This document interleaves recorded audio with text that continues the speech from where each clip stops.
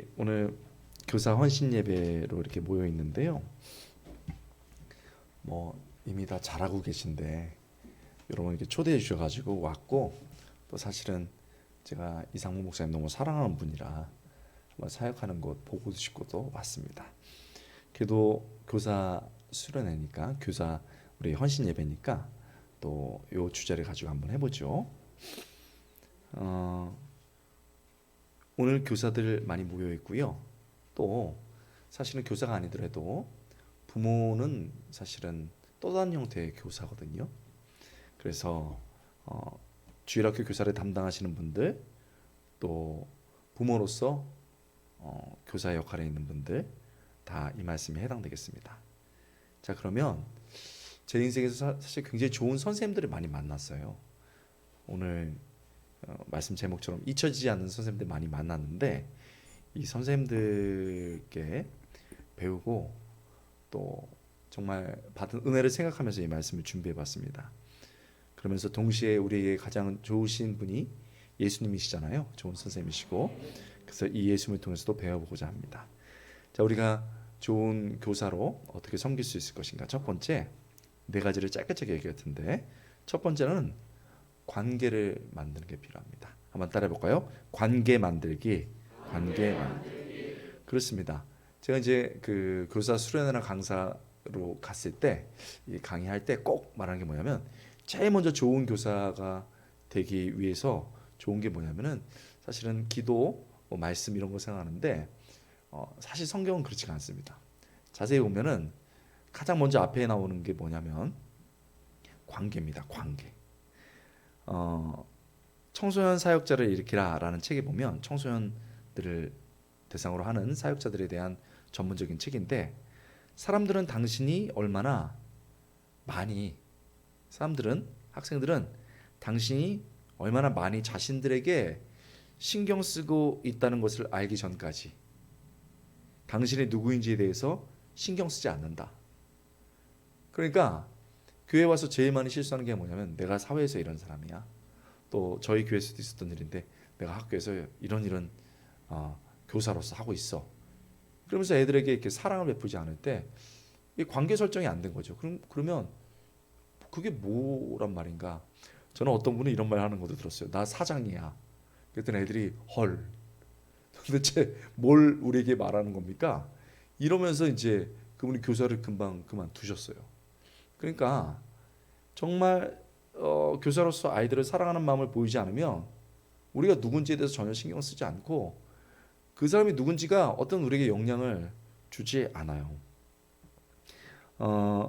누가복음 5장 1절부터 5절을 보면은 마태복음 4장 19절의 정황이 나와요. 좀 더 자세하게. 마태복음 4장 19절에는 나를 따라오너라 내가 너희로 사람 넘는 어부가 되게 하리라 하니까 제자들이 곧 그물을 내버려 두고 예수님을 쫓았거든요. 예수님이 얼마나 큰 이 대단한 능력이 있어요. 나를 쫓아오너라 하니까 그물을 내버려 두고 다 예수님을 따랐단 말이죠. 그런데 사실은 누가복음 5장을 보면은 이 정황이 조금 더 자세하게 나와 있습니다. 여러분, 누가복음 이렇게 보면 이렇게 돼 있어요. 누가복음 4장이군요. 마태복음 4장 보면 먼저 4장 18절 19절 보면 이렇게 돼 있어요. 갈릴리 해변에서 다니시다가 두 형제 곧 베드로라 하는 시몬과 그 형제 안드레를 보시고 바다에 금을 던지는 것을 보시니 그들은 어부라 말씀하시되 나를 따라오너라 하고, 우리가 읽었던 것처럼 쭉 그들을 따라갑니다. 그 옆에 보면 좋은 성경에 보면 누가복음 5장 1절부터 11절 이렇게 돼 있어요. 그러면 병행 구조를 보라는 거죠. 그럼 누가복음 5장으로 가보면은 이거에 대한 자세한 상황이 나왔단 말이죠. 5장에 보면은 무리가 몰려들어 하나님의 말씀을 들을새 예수는 게네사렛 호숫가에 서서 이렇게 돼 있습니다. 자, 예수님이 게네사렛 호숫가에 서서 말씀을 전하고 있습니다. 왜 그러냐면 사람들이 너무 많이 몰려드니까 밀리지 않기 위해서 배에서 말씀을 전하고요. 이 배에서 말씀을 전하면 바다 이 물에 이 전하는 소리가 파동처럼 부딪히면서 쭉 멀리 가거든요. 그렇게 하고 있었습니다. 그런데 호숫가에 배 두 척이 있는 것을 보시니 어부들은 배에서 나와서 그물을 씻는지라. 여러분, 그 뭡니까? 지금 어부들이 조업을 밤새 한 거예요. 그리고서 새벽이 됩니다. 갈릴리 바다는요, 호수가 커서 바다라고도 말하는데 밤이 오히려 풍랑이 적어요. 그래서 밤에 이동한다고요, 조업을 하고. 아침 되면은 오히려 바다가 세집니다, 바람이. 그래서 이제 어부들이 아무것도 잡은 게 없으니까 그물을 씻고 있는 거예요. 실패한 거죠. 근데 예수께서 한 배에 오르시니 그 배는 시몬의 배라, 베드로의 배인 거예요. 자, 그러면서 가르침을 시작합니다. 그러면 그 어부들이 막 그 조업을 실패해서 그물을 씻고 있는데 시몬에게 가가지고 배를 빌린 거예요. 시몬아, 배를 빌려달라. 그래서 그 배 위에 올라서 가르칩니다. 그런 다음에 우리가 주목해야 될 것은 3절에 보면은 이 배에서 어떤 것을 가르쳤는지가 나오지 않아요. 내용이 나오지 않는다는 겁니다. 결국은 보면은 그 다음 예수님의 행동이 나와요. 배에서 가르치다가 4절 말씀을 마치시고 시몬에게 이르되 깊은 데로 가서 그물을 내려 고기를 잡으라. 그렇게 우리가 잘 아는 말씀인 거예요. 그러니까 시몬이 대답한 거 잘 알죠. 우리가 밤이 새도록 수고했을 때 잡은 것이 없지만 말씀을 의지하여 내가 그물을 내리겠습니다 하고 가서 이 엄청난 기적이 일어난 거예요. 우리가 잘 아는 것처럼 그물이 찢어질 정도로. 그런데 여기서 중요한 건 예수님이 이 기적을 행하시고 베드로에게 그 다음에 나를 따라오너라 11절에 하니까 그 모든 기적을 보고서 따라간 거예요. 이거를 마태복음은 짧게 얘기한 거죠. 누가복음은 아주 길게 설명을 한 겁니다. 그러면 베드로가 왜 이 배를 빌려줬느냐? 그 앞장 4장에 보면 38절에 보면 시몬의 장모가 중한 열병을 앓고 있었어요. 그런데 예수님이 고쳐주신다고요. 그러니까 한 번 인연이 있는데 그 장모를 고쳐준 거예요. 시몬 베드로가 자세히 본 거예요. 예수님도 그를 알고 있었던 거예요. 그랬는데 나중에 그 조업이 실패해가지고 그물을 씻고 있는데 예수님이 쫙 보고 있었던 거예요. 이런 뭔가 우리는 맨날 그 깊은 곳에 그물 던진 것만 보는데 이게 뭐예요? 지금 예수님이 관계를 만들고 있는 거예요. 쫙 보고 있다가 저 사람을 택해야 되겠다. 그래서 완전히 조업에 실패했을 때 가가지고 배를 빌려준 거예요. 배를 빌린 거예요. 여러분 누구 핸드폰 빌려줘 보세요. 그 사람 말을 잘 들을 수밖에 없어요. 내 핸드폰 가지고 뭐 하지? 쫙 주목합니다. 그리고 딱 와서 시몬아 하니까 시몬 베드로가 깜짝 놀란 거예요. 나를 알고 기억하고 계시는구나, 이 위대하신 분이. 너 지금 깊은 데로 가서 그물 던져. 그러니까 자기의 경험 이런 것들을 다 내던지고 했을 때 고기가 잡혀서 그물이 찢어지는 걸 경험한 거예요. 쉽게 말하면 베드로가 고기를 낚은 게 아니고 예수님이 베드로를 낚은 거예요. 그래가지고 베드로가 예수님께 끌려간 거예요. 좋은 의미에서. 이게 되게 중요해요. 여러분, 저는 이제 오늘 여러분 그 찬양하는 모습이나 예배하는 모습으로 굉장히 많은 은혜를 받았는데, 그러면서 무슨 생각을 했냐면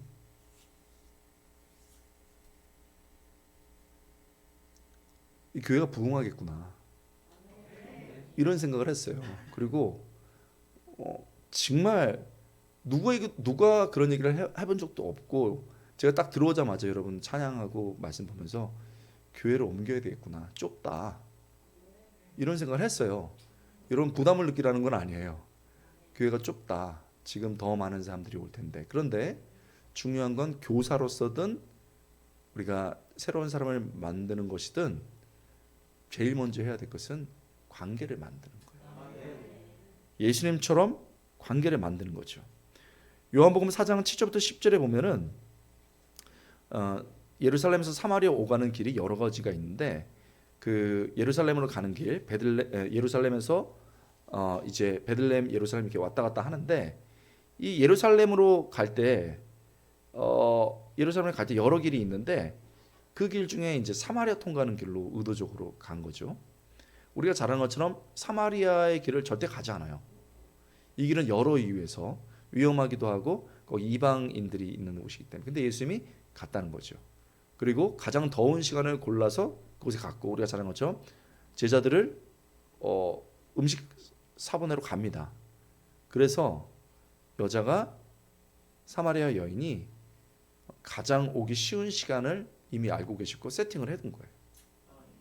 그러니까 그 여자는 햇빛이 되게 따가운 12시 정오에 와요. 왜냐하면 사람들의 눈길이 너무 따갑기 때문에 그 눈빛을 받느니 차라리 햇빛 따가운 게 나아.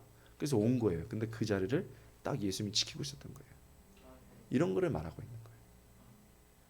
교사들은 이런 게 되게 필요해요. 그리고 관계를 만드는 게 되게 필요해요. 여러분, 우리 교회가 부흥할 텐데요. 일단 사람들이 오면 마음의 문을 열어서 관계를 만드는 것 너무너무 중요해요. 제가 아이들에게 관계를 만들 때 많이 했던 것은 많이 놀았던 거예요. 교사하면서 굉장히 어려웠는데 한 달에 한 번씩 떡볶이 사 먹고 또 등산도 다니면서 이렇게 했어요. 이게 교사의 첫걸음이에요. 여러분들도 우리 이상무 목사님의 냉장고를 상당히 많이 털었다고 들었어요. 그렇게 먹으면서 자랐다며요? 그런 게 관계가 만들어지는 거예요. 그런 게 되게 중요한 거예요. 그게 우리의 삶의 첫 이 만남이 시작되고 있는 거예요. 여러분, 무엇보다도 우리가 교사로서 아이들과 관계를 잘 맺으시기 바랍니다. 제가 애들하고 관계를 맺으면서 이럴 때 있었어요. 야, 너 집에 창문이 몇 개냐? 그랬더니 어떤 애는 뭐 집에 창문 4개요. 어떤 애는 없어요. 그럼 저는 적어둬요. 얘는 가정적으로 어렵다. 지하에 사는 거예요.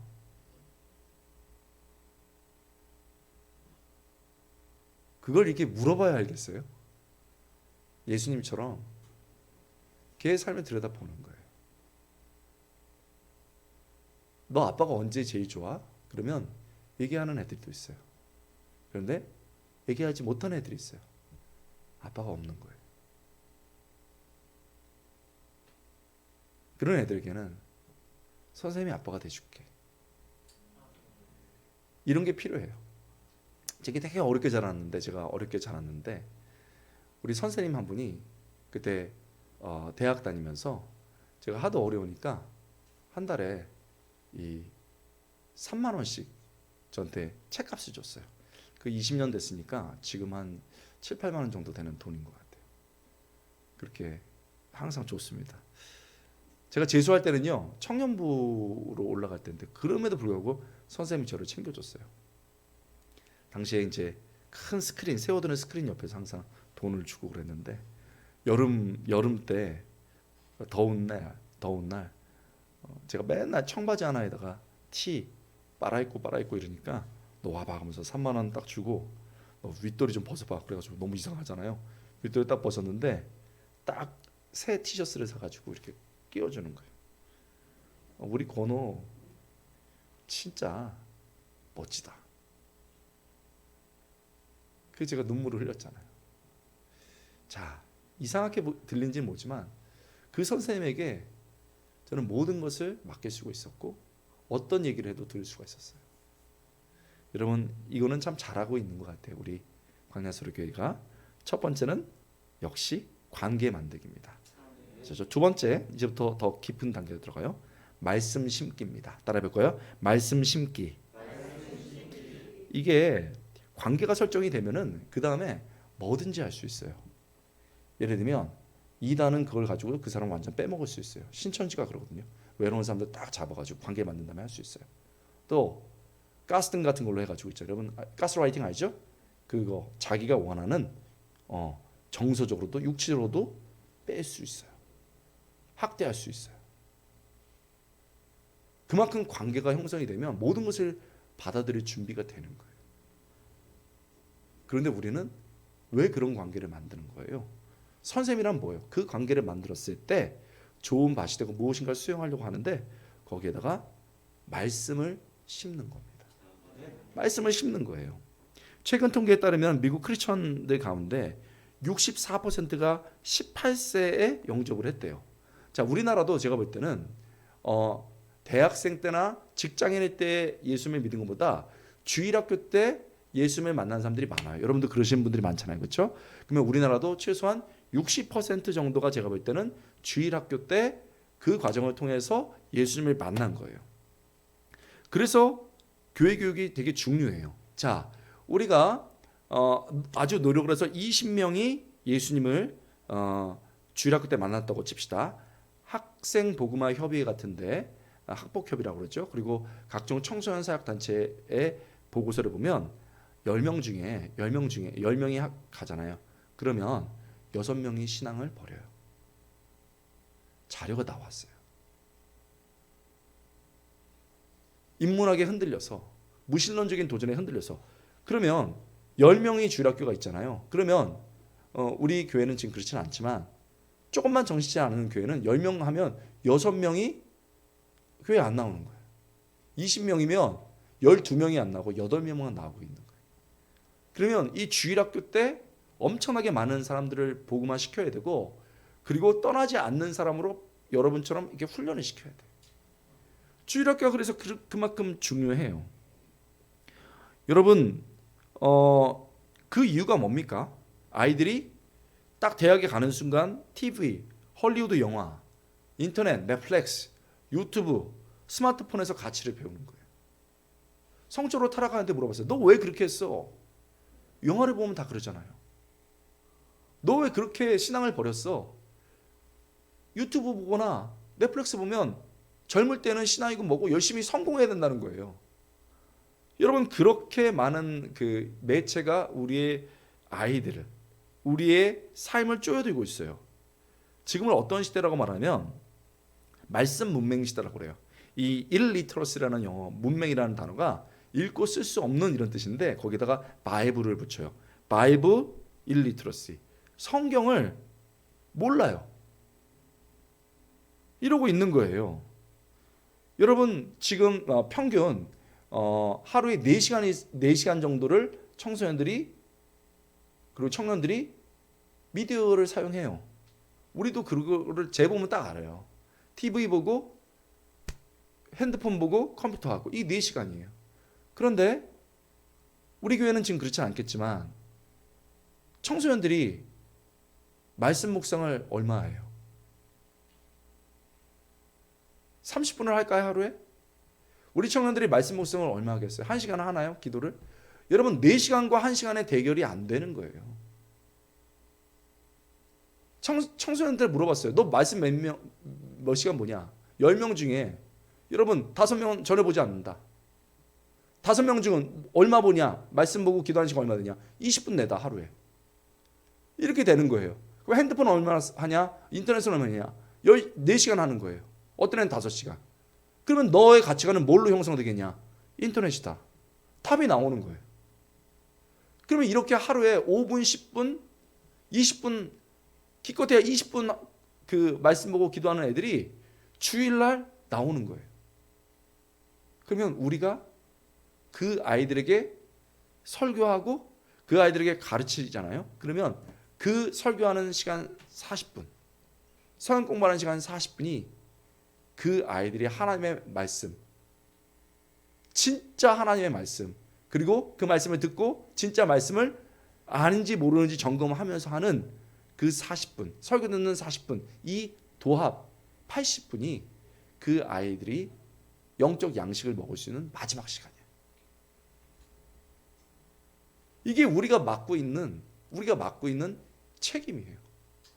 여기 있어서 우리가 이걸 대충 하고, 여기 있어서 대충 말씀을 전하고 대충 말씀을 가르치고 나면 아이들은 영적인 굶주림으로 들어가게 되는 거예요. 그렇기 때문에 대학에 딱 들어가는 순간 10명 중에 6명이 떠나는 거예요. 그래서 교사가 얼마나 중요해요. 여러분에게 막 부담을 주자는 게 아니고 객관적으로 생각해 보면 아이들이 일주일 내내 굶주리고 있다가 그래도 이때 말씀 40분 듣고 성경 공부 40분 1시간 한다는 거예요. 여기에 우리 책임감이 있죠. 여러분, 예수님은요 제자들과 막 뒹굴고 사셨습니다. 그리고 그들에게 가장 줄 수 있는 큰 축복이 뭐였냐면 너희들에게 내가 하나님의 말씀 살아계신 우리의 영혼을 살리고 우리를 구원하신 그 말씀을 들려줄게 하고 가르쳐준 겁니다. 그러면서 여러분 그 천국을 가르치는데 마태복음 13장에 보면 예를 들면 이 제자들이 막 그렇게 똑똑한 사람들이 아니에요. 이해할 수 있는 모든 방식을 가르칩니다. 겨자씨 비유를 통해서 가라지 잡초, 여러분 가라지 보이잖아? 이런 게 말이야 사단의 역사야. 그런데 뭐 이렇게 하면서 보화, 진주 그것을 타서 막 헤매는 사람들 당시에 많았거든요. 상인들이 이걸 통해서 천국이 이런 것이다 라고 말했어요. 물고기와 그물을 통해서 천국이 이런 것이다 막 이렇게 얘기해 주셨습니다. 여러분 예수님이요 정말 하나님의 아들이시잖아요. 그런데 그 자기 제자들과 사람들에게 이 말씀을 가르치기 위해서 온갖 노력을 다하고 있는 거예요. 왜? 그들에게 말씀이 생명이고 그들이 말씀을 알아 이 세상을 이길 수 있기 때문에. 여러분 교사로서 우리가 망가지는 게 뭐가 부끄러워요? 최선을 다하는 게 뭐가 부끄럽습니까? 여러분 제가 중고등부 학교 때요. 중고등부 학생 때 우리 전도사님이 계셨는데 그때 40세 넘으셨어요. 40세 됐는데 정규 신학교도 안 나오고 그냥 군소 신학교 나오셨습니다. 40. 뭐 지금은 제가 또 훨씬 나이가 많죠. 그때 보니까 그냥 아저씨야. 40. 그리고 별로 좋은 그 데를 나오지도 않으셨어요. 그런데 이분이 너무너무 저희를 사랑해 주셨어요. 그러고 난 다음에 꼭 그렇게 막 장난도 치고 놀러도 다니고 이랬다가 설교 시간 되면 성경 공부 시간 되면 싹 돌변해요. 너무 진지하게 그러면서도 너무 창의적으로 말씀을 가르쳐 주는 거예요. 아직도 기억이 나요. 여러분 그분이 뭘 말하냐면 딱 들어오시더니 딱 들었네. 따라하세요. 남바 북앗 그러더라고. 남바 북앗. 이게 뭔가? 그러더니 남바 북앗 그러라는 거예요. 그래서 따라했어요. 남바 북앗 그랬더니 남바 북앗 남바 북앗 남바 북앗 이렇게 얘기했어요. 그러더니 이번에는 남바 북앗 남바 북앗 이렇게 하는 거예요. 그러면서 따라해 볼래? 남바 북앗 이렇게 10번을 시키더라고요. 얼마나 기가 막혀요. 그래서 이게 뭐냐고 막 그랬더니 애들이 그때 우리 막 중고등부 한참 이게 뭐예요 선생님 이게 뭐예요 우리 전도사님이면서 우리 반 맡고 계셨거든요. 그랬더니 여러분 이스라엘이 얘들아 이게 딱 하나님께 범죄를 벌여가지고 이렇게 딱 심판을 받았는데 남쪽 유다는 보수하시네. 바벨론에게 망했어. 남바 북은요 북앗은 북쪽은 아시리아에게 망했어. 저는 주일학교 출신이 아니라가지고 저는 불교 출신이거든요. 그래가지고 이게 처음 들어본 얘기예요. 남바 북앗. 그래가지고 한 10번을 더 하고 끝냈어요.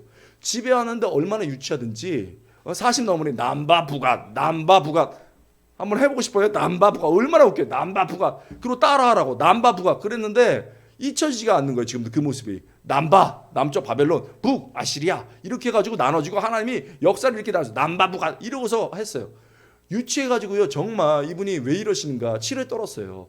근데 제가 그렇게 성경을 공부하고 배우고 난 다음에 너무 유치해서인지 너무 창의적인지 이게 잊혀지지가 않는 거예요. 그래가지고 제가 총신대 출신인데 총신대에 갔는데 성경 아는 사람들이 되게 똑똑한 사람이 많아요. 그래서 성경고사를 봤는데 3번 문제가 남쪽 유다는 어디에 망했는가? 바벨론 씨. 북쪽 이스라엘은 어디로 아시리아 바로 맞췄다는 거 아니에요. 그래서 대학 들어갔다는 거 아니에요. 여러분 이게 되게 중요해요. 이게 되게 중요해요. 아이들이 못 알아듣는 것 같지만 아이들에게 온 힘을 다해서 말씀 가르치는 거 되게 중요해요. 여러분 제 제자가 제가 청장년부 여러분들 이제 곧 청장년부가 생길 텐데 젊은 신혼부부들 가르치는 때인데 최집사님 분이 있었어요. 제자 훈련을 제가 하는데 이분이 좀 독특해요. 첫 번째 게임 중독이에요. 게임 중독. 그래서 게임을 하면 10시간씩 해요. 젊은 부부인데 남편이 10시간씩 한다고 생각해 보세요. 막 속이 터지죠. 또 하나는 도박 중독. 그래서 자기 돈 다 쓰고 아내 크레딧 카드 다 썼고 아버지 크레딧 카드 어머니 크레딧 카드 다 썼어요. 훔쳐가지고. 그랬는데 이 최집사님이 좀 괜찮아져야 되고 회복이 돼야 된다고 제가 사랑의 교회에 있다가 미국에 유학을 갔었는데 그때 사역을 한다는 소식 듣고 이분에게 제자 훈련을 받게 하자 이렇게 해서 주변에서 신청서 써가지고 냈습니다. 근데 제자 훈련 그 매뉴얼에 보면 중독된 사람은 받지 마라 이렇게 돼 있어요. 그거부터 치료하고 해라. 근데 그 밑에 조그맣게 별 붙여놓고 있고 근데 정 갈 데 없으면 받아줘라 이렇게 돼 있어요. 그래서 받아줬습니다. 그 다음에 어떤 일인 줄 아세요, 여러분? 제자 훈련을 하는데요. 이제 그 2세예요, 2세. 영어랑 우리나라 말 섞어서 하는데 형님들 도박 왜 나빠요? 야 나쁘지. 그랬더니 스포츠, 베이스볼, 야구 이런 거 TV에 나와야 안 나와요? 나오지. 나쁜 거예요? 아니 좋지. 도박, 빠진코 TV에 나와요. 미국 TV에 나오거든요. 카드놀이랑 이거 돌아가는 거. 나빠요, 안 나빠요? 형들이 그 순간 당황하면서 나눠졌어. 나쁘다, 안 나쁘다. 제일 황당한 건요. 한 달에 한 번씩 막 게임하다가 돈이 어떻게 생기면은 아르바이트 생기면은 도박하러 가거든요. 가는데 형님들 기도해 주세요. 어떻게 기도해야 돼요? 반은 쫄딱 망하게 기도하자 하고 반은 안 된다. 그 결혼했으니까 이 아내는 무슨 죄가 있냐. 그래도 생활할 만큼은 덜 망하게 기도하자 이렇게 했어요. 제가 그 얘기를 오가는 걸 보고 너무 가슴이 아파가지고 다 금식하라고 다 2주 동안 다 금식하라고. 그리고서 그 최 집사님한테는 특단의 조치를 내렸어요. 성경 공부 연구 그 하나씩 과제를 주는데 가정에 대한 그 연구 과제를 줬어요. 마태복음 5장에 보면은 여러분 이런 거 나오잖아요. 남편은 아내의 머리다. 이게 나오잖아요. 자, 그걸 하면서 잘 이 그 부분을 연구해라. 이 남편이 아내의 머리다. 그리스도께서 교회의 머리됨처럼 이 아내의 머리다. 이게 무슨 뜻이에요? 머리가 영광이라는 뜻이거든요. 첫 번째, 영광이다. 그다음에 두 번째로는 남편이 이제 생각하고 판단해가지고 가정을 이끌어 나간다. 이런 거예요. 머리의 기능이잖아요. 일부러 철 좀 들으려고 가르쳤습니다. 그랬더니 뭐 부담이 됐는지 게임하고 와가지고 그리고 이제 도박하고 와가지고 가르친 날이 된 거예요. 제가 열심히 가르치고 너도 연구해봐 이랬잖아요. 근데 전혀 안 변할 것 같은 그 최 집사님이 이렇게 운전을 하고 가다가 햇빛이 쫙 비치는 거예요. 근데 하나님이 그 마음 안에 그림을 하나 보여줘. 어떤 그림이냐? 한 사람이 걸어가는데 팍 넘어져가지고 이 팔꿈치가 깨져요. 팍 넘어지니까 무릎이 피가 나. 팍 넘어지니까 막 목에서 상처가 막 줄줄 피가 나요. 너무 무섭잖아요. 그래서 순간 이거 하나님이 뭡니까? 그랬더니 하나님이 이게 네 가정이다. 네? 자세히 보니까 이 사람의 머리가 없어. 네 가정에는 머리가 없구나. 그 가정이 남편으로 인해서 영광스러워야 되는데 수치를 당하고 있고 남편이 보고 판단해서 걸어가야 되는데 네가 그 역할을 못하니까 네 가정이 이렇게 되고 있다. 그래 가지고요 울면서 운전해서 집에 가가지고 여보 잘못됐어요 하고 막 회개를 한 거예요. 그 아내가 막 울고요. 엄마 아빠한테 전화해가지고 엄마 아빠 잘못했습니다 하고 막 또 회개를 했어요. 그랬더니 엄마가 야 너 죽을 병 걸렸냐 왜 이러냐. 그러니까 성령님이 이렇게 얘기하셨고 하나님이 이렇게 보여주셨습니다 하고 막 운 거예요. 교회에서 이 소문이 나가지고 난리가 났어요. 이 최 집사님을 지도한 교육자가 도대체 누구냐? 탁월한 교육자가 누구냐? 저잖아요. 그래서 이렇게 부인을 할 수 없고 겸손한 부위하고 다녔거든요. 사람들이 계속 물어보는 거예요. 어떻게 했냐 어떻게 했냐. 말씀이에요. 여러분 아이들이 못 알아들 것 같잖아요. 아니에요. 우리가 아이들에게 말씀을 심으면 싹이 납니다. 믿습니까? 이런 비유를 써요. 집 파일처럼 넣어두는 거예요. 그러면 어떤 순간에 퍼져나갑니다. 여러분 힘들고 어렵지만 어떻게 해서든지 관계를 만들고 그 안에 생명의 하나님의 말씀을 심어줄 수 있기를 주님으로 축복드립니다. 세 번째, 관계를 만들고 말씀을 심고 세 번째, 점점 어려운 그 단계입니다. 기도 지원입니다. 따라해 볼까요? 기도 지원. 기도를 지원하는 겁니다. 여러분, 제가 교사를 20년 이상 했고 지금도 그 학교 선생이니까, 신학교 선생이니까 사실은 가르치는 입장에 있죠.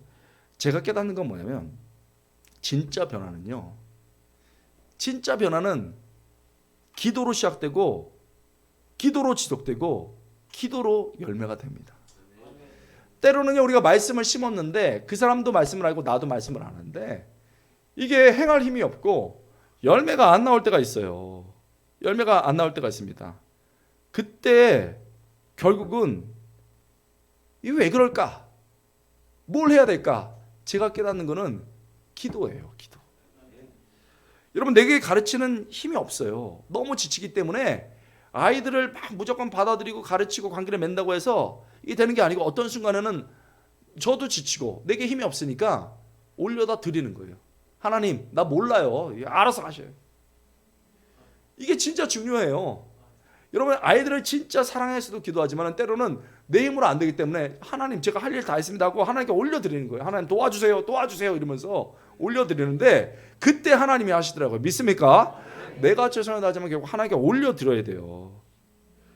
여러분, 기도할 때만이 변화가 일어나고 열매가 일어나는데요, 제가 깜짝 놀라는 본문을 봤어요. 누가복음 6장 12절부터 16절을 봅시다. 누가복음 6장 12절부터 16절입니다. 여기 보면요, 우리가 잘 아는 것처럼 우리 주일학교 때 많이 배웠죠.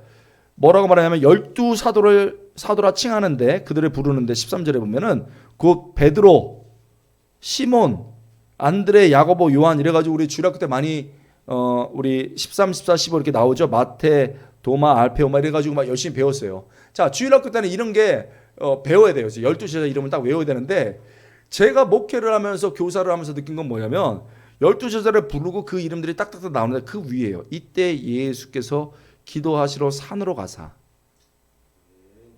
밤이 새도록 하나님께 기도하시고, 제자들을 택하는데 산에 가서 밤이 새도록 기도하시는 거예요.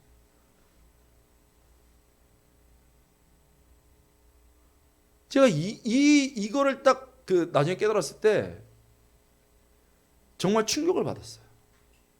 예수님처럼 좋은 선생님이신데 아이들을 맞이하기 전에, 제자들을 맞이하기 전에 밤새도록 기도하신 거예요. 그래서 제가 제자 훈련 지금 교수만 해서 안 하지만 담임 목회 할 때도 제자 훈련 생도들을 뽑을 때, 제자 훈련생들을 뽑을 때 항상 2주간 금식했습니다. 하나님 꼭 필요한 사람 보내달라고. 그리고 꼭 제가 그 사람이 누군지를 알아볼 수 있도록 기도한 거예요. 여러분, 이번 아이들 받기 전에 기도하셨나요? 저는요, 보통 제가 교사할 때 12월에 이제 받기 시작하는데 11월에 명단을 달라고 그래요. 그리고 기도를 합니다. 한 달 동안. 누군지는 몰라요. 내가 맡은 애가 아니니까. 그런데 딱 12월 첫날에 애들이 들어오는데 제가 한 달 동안 기도했잖아요. 눈물이 나요.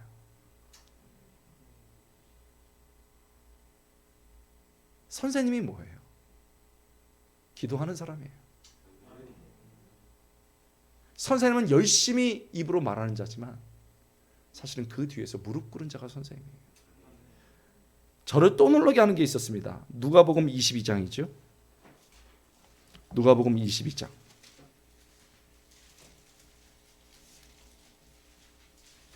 누가복음 22장 31절부터 31절 나오죠. 잘 아는 본문이에요. 시몬아 시몬아 보라, 사탄이 너희를 밀가부르듯 하려고 요구하였으나 그러나 내가 너를 위하여 뭐하였으니?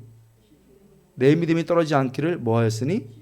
기도하였노니 너는 돌이킨 후에 내 형제를 굳게 하라. 여러분, 굉장히 중요한 게 있어요. 요한복음에 보면 베드로가 이렇게 막 예수님 부인하고 도망갑니다. 그런데 예수님이 그때 딱 보셨다고 그랬어요. 눈이 딱 마주치면서 뭐가 생각났다라고요? 예수님의 말씀이 생각났어요. 자, 말씀이 왜 생각납니까?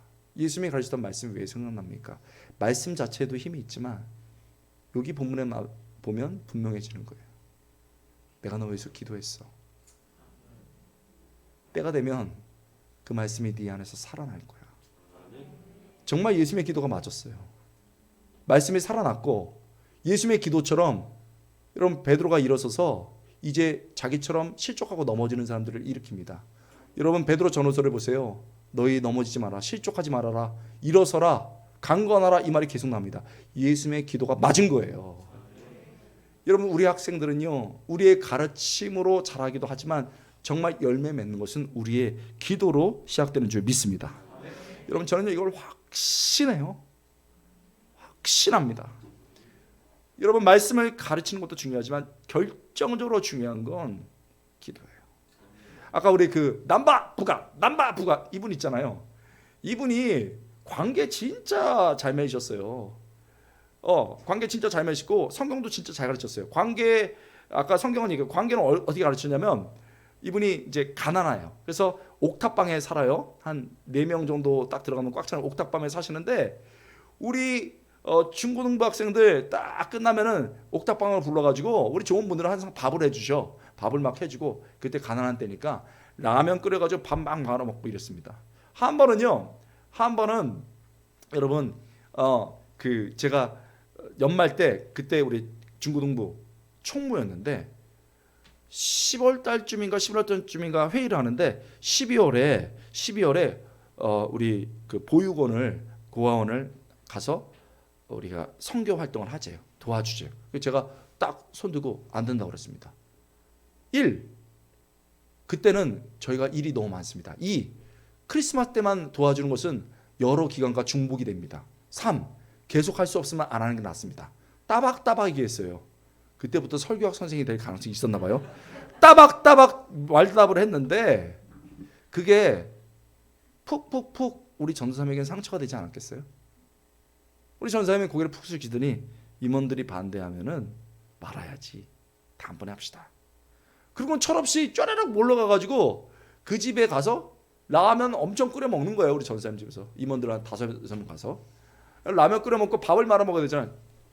이제 밥도 주세요 이러니까 우리 전사님이 잠깐만요. 잠깐 가서 여보 밥 주세요. 근데 제가 또 귀는 잘 들어요. 남 얘기는 또 잘 듣는 편이라서 쓱 화장실 가다 들어보니까 여보 빨리 밥해서 밥 좀 가져와요 했더니 쌀 마지막인데 아이 그래도 해와 무조건. 그래가지고 고슬고슬하게 밥을 해왔는데 그거를 다 먹었어. 그렇게 철이 없었어요. 그러면 또 그분은 또 말씀을 가르치고 이렇게 했어요. 여러분요 한 번은 그분이 기도 열심히 하라고 그래가지고 제가 기도를 열심히 했는데 새벽기도 중고등부 때 그 새벽기도도 했거든요. 방학 때마다 새벽기도를 하는데 그 늦었어요. 한 날은 5시 반인데 이러면 6시 반이야. 그래도 가야죠. 막 달려갔습니다. 딱 가서 보니까 아무도 없어요. 근데 우리 전도사님 계셔. 우리 전사님이 늘 앉는 자리가 있어요. 딱 그 3번째 이 열에서 딱 중간쯤에 앉아서 기도하세요. 기도하는데 아무도 없으니까 소리를 내서 기도해요. 전사님 기도 열심히 하는 거 알거든요. 첫 번째 하나님의 영광을 살기로, 그 다음에 나라와 민족을 위해서, 그 다음에 이제 자기가 맡은 학생들을 위해서 기도하는데 아무도 없다고 생각하니까 한 명을 놓고 기도하는 거예요. 하나님, 우리 회장 누구 기도하더라고. 우리 부회장 누구. 그 다음에 제 순서잖아요. 제가 남 얘기 잘 듣는다고 그랬죠. 귀가 소머지 귀처럼 딱 커지면서 귀가 딱 커지면서 들어보는데 하나님, 우리 권호 가난합니다. 공부도 잘 못합니다. 기분이 굉장히 안 좋더라고요.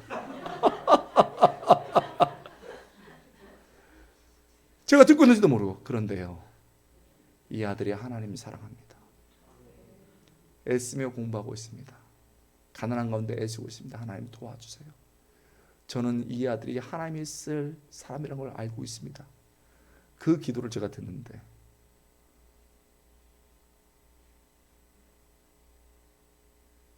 눈물이 나더라고요. 통곡이 나오는 거예요. 입을 막고 그 기도를 들으면서 내가 믿음을 지킬 수 있는 거, 내가 말씀을 깨달을 수 있는 거, 내가 찬양할 수 있는 게 내 힘으로 되는 게 아니고 저런 선생님이 계셔서 그렇구나. 여러분, 제가요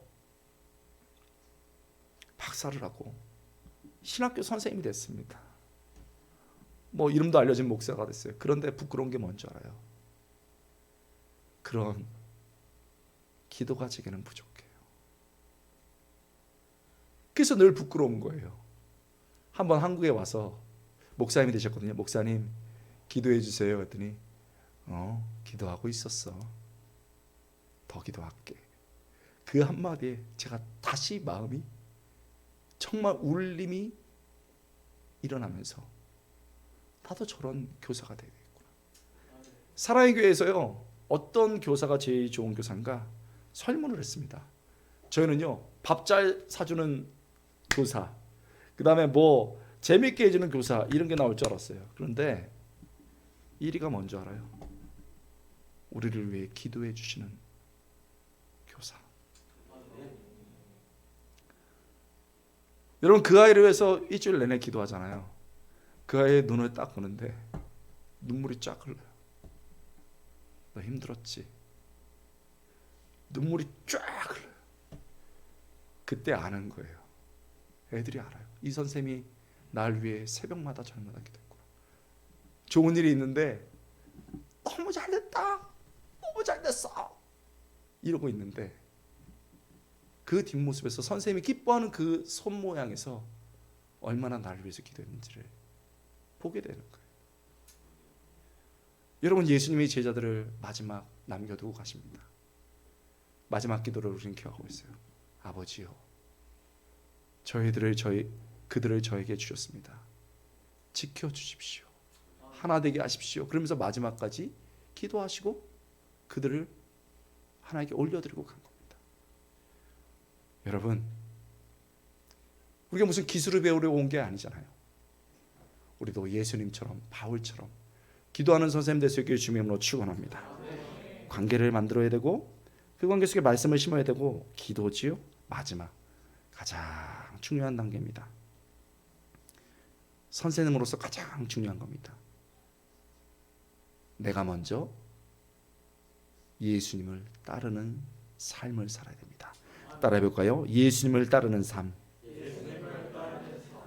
여러분, 선생님은요 이렇게 가르치는 선생님인 것 같지만 그렇지 않아요. 선생님은요 내가 예수님을 따라가면서 이렇게 하는 거예요. 이렇게 따라오라고 하는 게 아니고 내가 예수님을 따라가면서 이렇게 같이 따라가자고 하는 게 선생님이에요. 여러분, 마태복음 4장 19절 말씀, 내가 너희로 사람 낚는 어부가 되게 하리라. 사람을 낚는다는 것은요 생명을 구원한다는 것이고 그리고 그 사람을 하나님 나라 일꾼으로 세운다는 뜻이에요. 자, 생명을 구한다. 의사가 되려면 인턴, 레지던트 전문의 거의 10년을 넘게 해야 됩니다. 여러분, 사람을 세울긴 교사가 되기 위해서는 6년, 7년의 수련이 필요해요. 우리에게 사람을 낚는 어부가 되게 한다는 것은 영혼까지 구하는 사람이 된다고 하는 것이니 얼마나 많은 이런 전문적 지식과 연습이 필요한 것일까요? 그렇다면 우리가 얼마나 공부를 해야 될까요? 얼마나 많은 경험이 쌓여야 그 일을 할 수 있을까요?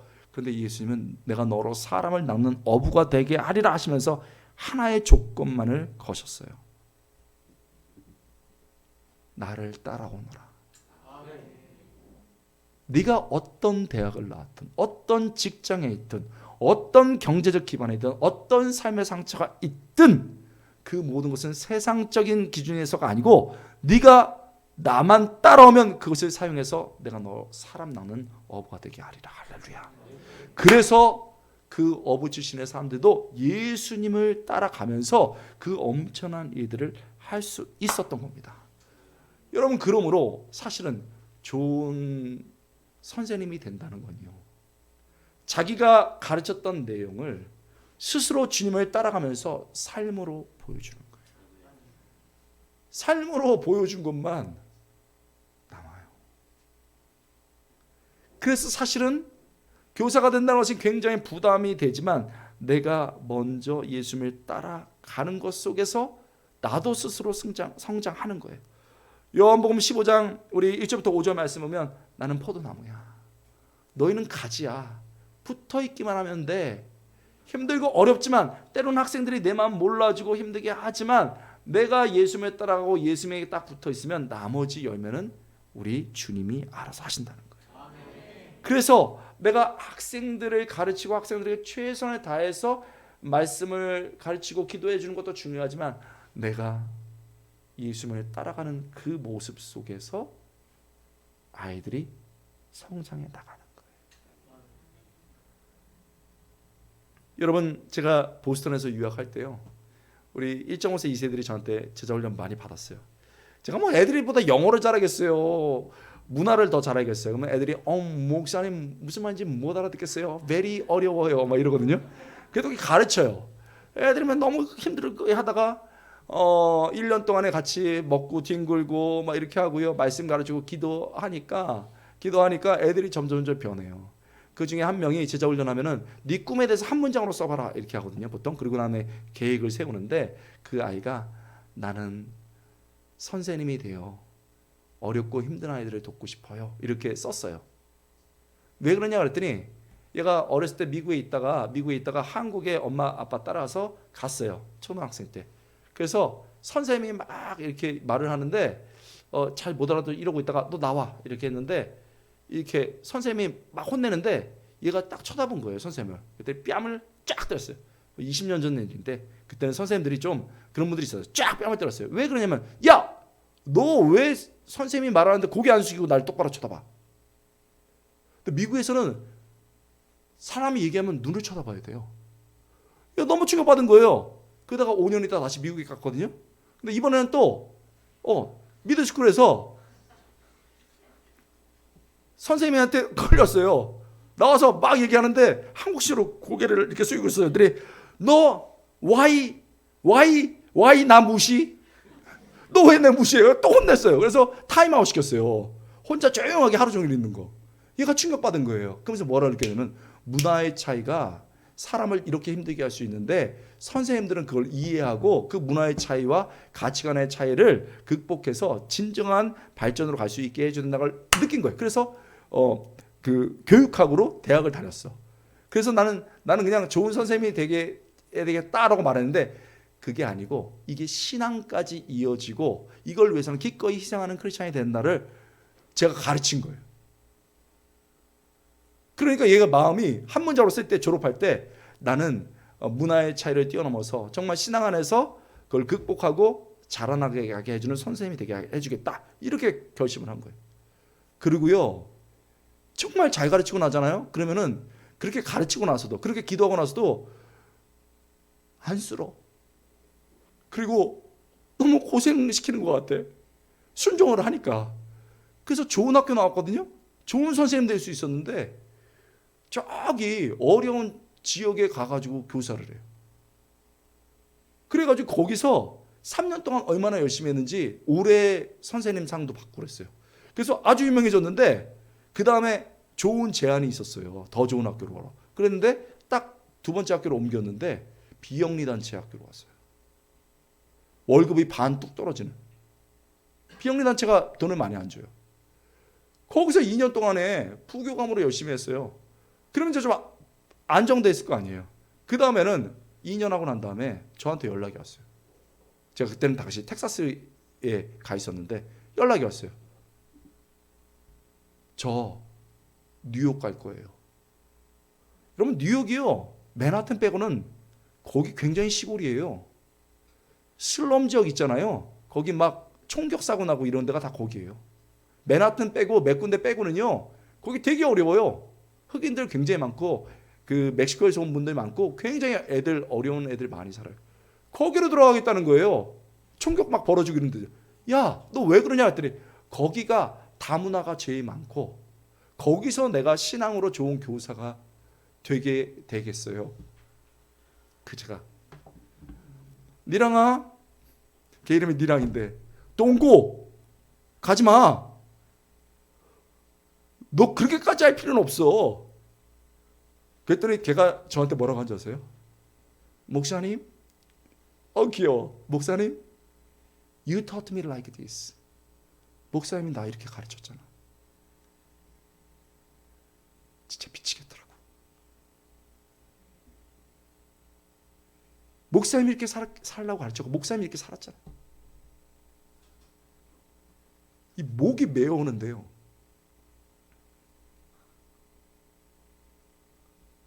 와,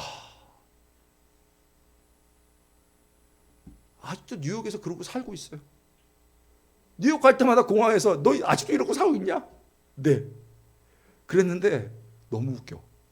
그렇게 아름답게, 그렇게 정말 세상처럼 고상도서 아름답게 살아가는데 진짜 그 지역에서 킹카가 있었어요. 아주 멋있게 생긴 그 남자 형제가 있었는데 자매들이 엄청 이 형제를 따랐거든요. 그런데 이 형제는 아주 뭐 잘생기고 좋은 배경이 있었는데 사람들이 너무 시시한 거예요. 그런데 어느 날 제 제자 니랑이를 본 거예요.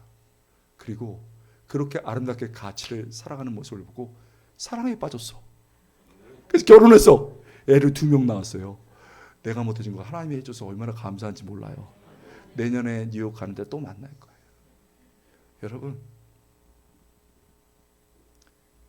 내가 가르치는 교사이기도 하지만 내가 주님의 제자로 학생으로 따라가야 돼. 여러분, 소자에게 대접한 물 한 그릇도 잊혀지지 않는다고 마태복음 10장 42절 말해요. 또 누구든지 제자의 이름으로 이 작은 자 중에 하나에게 냉수 한 그릇이라도 주는 자는 내가 진실로 너에게 이르노니 그 사람 결단코 상을 잃지 아니하리라. 야, 너 인생에 목마르지? 선생님이 기도로 말씀으로 네 영혼 살려줄게. 그거 하나님 절대 있잖아요. 아이를 위해서 선물 하나 산 거, 아이를 위해서 시간 낸 거 절대 있지 않아요. 그런데요, 현실은요, 사실 힘들어요. 교사하면 토요일이 막 긴장되잖아요. 그리고 휴일날 어디 노는 날 어디 가기도 좀 어려워요. 상당히 교사를 한다는 건 어려워요. 그래서 제가 5년, 10년, 15년, 20년 된 분들은 참 존경해요. 제가 아시는 분이 15년 차 교사를 하다가 어떤 순간에 무너지셨어요. 너무 힘든 거예요. 나도 너무 힘들고 정말 그 가정도 힘들어지고 회사도 막 힘들어지고 이러셨어요. 그러다가 15년 버티셨는데 교사하는 게 너무 힘들고 내가 이게 무슨 의미가 있을까 이렇게 해가지고요, 교사를 내려놓으셨어요. 그리고 이민을 갔어요. 캐나다로 이민을 갔습니다. 교사를 안 하면은 되게 편할 줄 알았어요.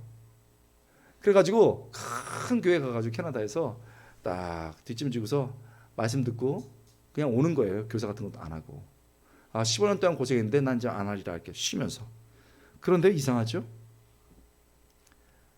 교사를 안 하니까 편한데 긴장이 떨어지는 거예요.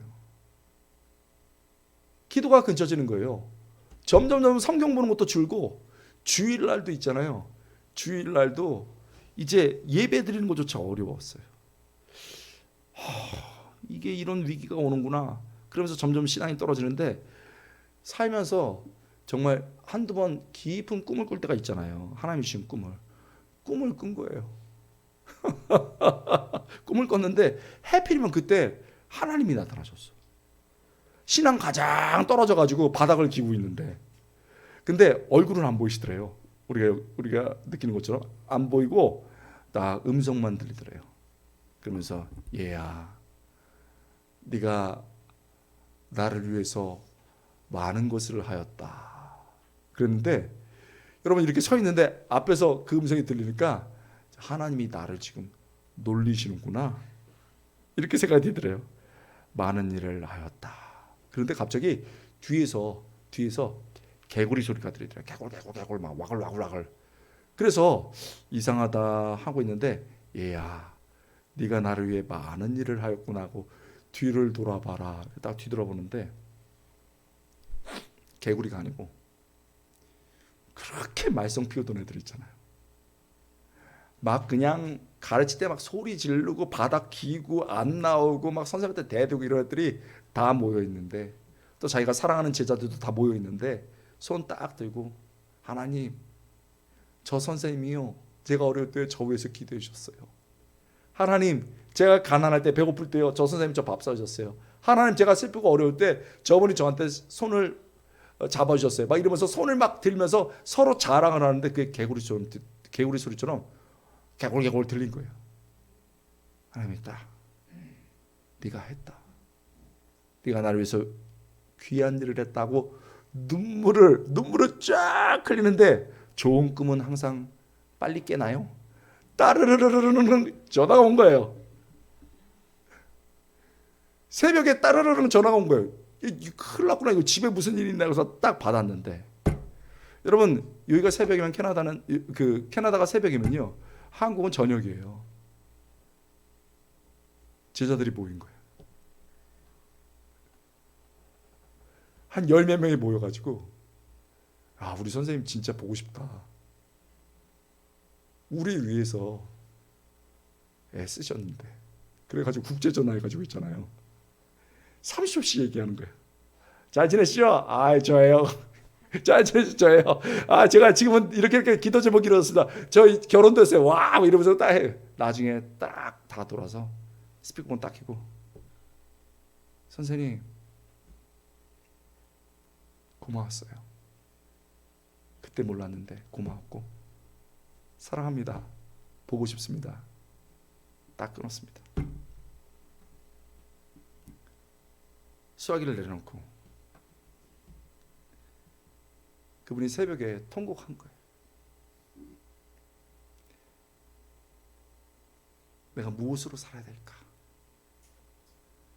그는 지금도 학생들이 가르치면서 인생을 살아가고 있습니다. 여러분, 내게 맡겨진 사람들, 때로는 힘들고 어렵고 눈물 나지만 하나님이 볼 때 여러분의 삶에 빛나는 별처럼, 그리고 위대한 상급으로 삼아주실 줄 믿습니다. 기도하겠습니다.